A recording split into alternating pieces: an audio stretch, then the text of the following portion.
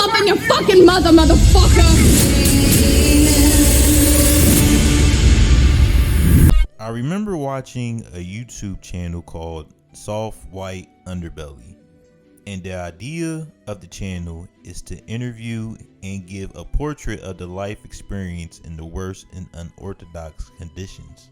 So the White Underbelly interviews all types of people from different backgrounds that has used drugs, are using drugs currently, a cartel member, homeless person, teenagers that have run away from their homes, FBI agents, and most importantly, let's just say escorts. Escorts have the craziest stories when they're interviewed by this channel, whether it is how their clients are behaving, making money, and the way people have reacted to their title. So today, I went to see this movie, Anora, which is getting so much praise from film festivals, early screenings, and every film critic and Letterboxd user.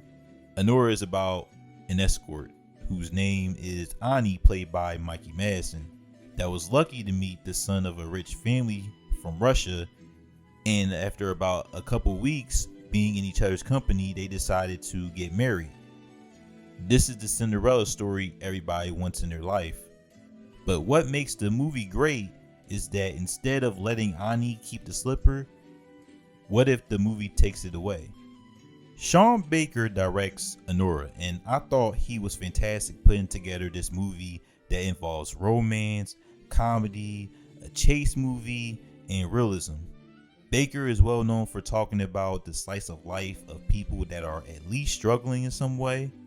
Red Rocket talks about a corn star losing money going back to his hometown. Tangerine is about a transgender sex worker finding out her boyfriend and pimp cheated on her around Christmas after her 20-day jail sentence. And the Florida Project involving a 6-year-old girl living with her mom who's unemployed, living at a motel. All of them involves comedy, and Baker uses comedy because of how ridiculous and tragic these situations are and applies it to Anora. What stands out about the way Baker directs Anora is that he incorporates community and communication. We have the Americans, Russians, and the Armenians involved in the situation where they had to cooperate and understand each other to solve an issue. In the Q&A after screening the movie, Sean Baker mentions about a community in a section of New York involving the Americans, Armenians, and the Russians. They're what inspired Baker to make Anora. Usually in movies and video games, you would think the Russians and Armenians that are going after Ani and her rich husband would be gangsters, but they're not. So without going into spoilers, that's one of the things in Anora that stood out to me. Also, when it comes to communications, it's obviously the different languages they speak and how they're speaking it for different reasons, to understand one another or to hide out things they're saying from another person that doesn't understand their language. While talking in general, Baker uses sounds in a realistic setting. For example, there is a scene when Ani and her rich husband, quote unquote, go to the club with their friends, and as they're talking, the music in the club is loud. In club scenes, you usually just hear the conversation, but in Anora, it makes sense that you would have a hard time listening to the conversation while at the club.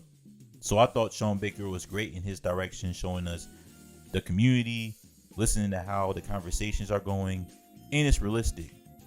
Mikey Madison was fantastic as Ani and put more depth into her character with her acting than you would think. Ani from the very beginning tells you who she truly is in the first 10 minutes of Anora. Ani is a sex worker, a hustler, someone that's charming but is always on the edge.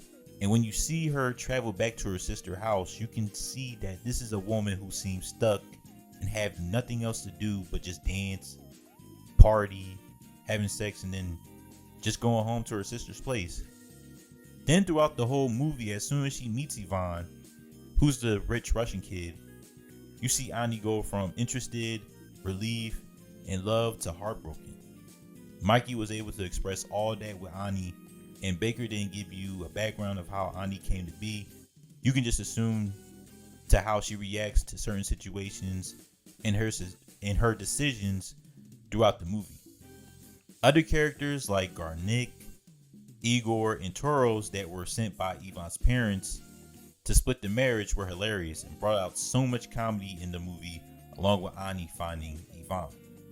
In interviews, Mikey Madison mentions that while shooting Anora, she had a sex worker be her consultant, and Sean Baker had vouched for that. You can see through Mikey's portrayal as Ani that it truly helps translate to the ridiculousness that these people go through working through these sexual jobs. Sean Baker understands that part of the world and translated to this romantic, comedic, and realistic story of Cinderella.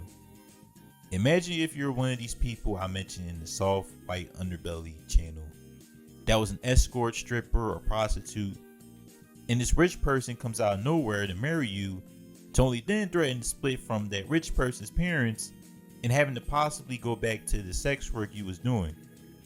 It's funny and unbelievable when you're talking to someone about it, but it's just a tragic inopportunity. I think at the end of the day, the message Sean Baker, Mikey Madison, and the crew wanted to put out with Anora was that the sex workers are still people too. But I will say, Anora is going to be in discussion for awards season. And after seeing it, I would not be surprised if it gets many nominations, including Best Actress for Mikey Madison.